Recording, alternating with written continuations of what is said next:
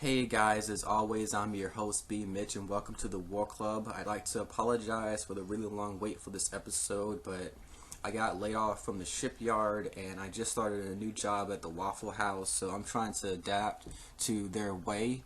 That way I can move up faster in the company, as well as I still got my job at Norfolk State as well, and I also go to school as well for cooking, so there's been a lot going on with a lot of stuff to do, as well as I do have a cold for some reason that I'm coming down with, probably because in the area I live in of Virginia, the weather is constantly shifting back and forth. Like it's hot one day and cold the next day for some reason, and it's been kind of crazy how the weather will be okay sometimes, like really hot some days, and then really cold some, like the next day. It's been very strange. Like it could be snowing one day, then the next day the temperature will be in like the 70s and all that. Anyway, the matchup for today will be Takeda. He's a newcomer in the Mortal Kombat series who made his debut in Mortal Kombat X, and I'll have him take on Nightwing, who was the first Robin, and as an adult he was even Batman.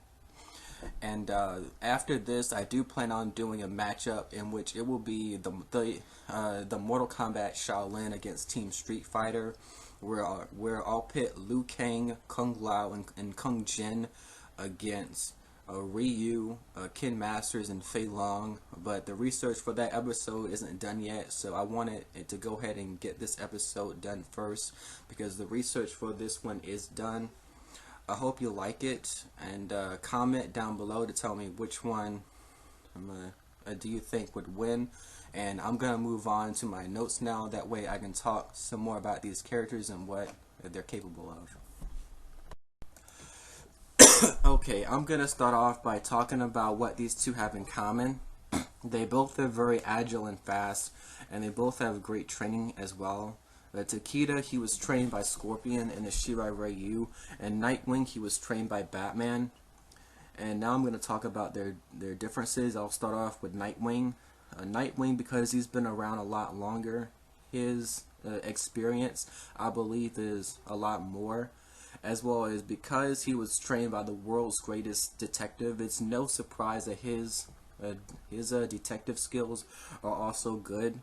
His ability to lead as well is probably greater, and as well as I think he is smarter and more strategic. And now I'm going to talk about Takeda and where he would be different. He is willing to kill, and I think that makes him a lot more deadly and ruthless.